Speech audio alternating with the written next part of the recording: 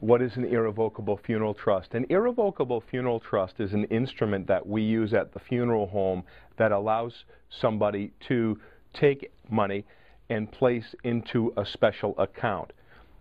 People refer to it as an escrow account. Those funds that are placed in that account are off limits. The state cannot touch them, so they're exempt. So when someone is qualifying for Medicaid, the state cannot view that irrevocable funeral trust as an asset.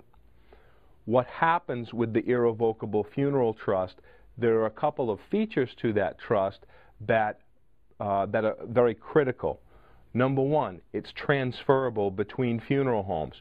The younger someone is, the more likely that the possibility exists that they'll move away, perhaps to an even warmer climate or a retirement community that's thousands of miles away. The irrevocable funeral trust can be transferred to any funeral home in the country in full. Number two, the irrevocable funeral trust guarantees the costs of goods and services at the funeral home, which means if someone pays for those goods and services at the funeral home today, they're protected from the inflationary increases.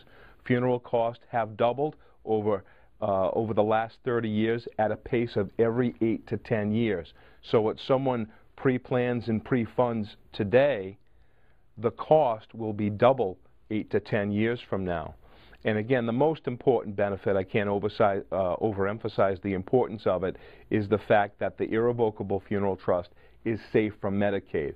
When someone goes into a nursing home, the nursing home or Medicaid from the state looks at that person's assets and makes a determination how long that family or that individual can pay for the nursing care on a private pay basis, which means writing a check out to the nursing home for $7,000 or $8,000 per month.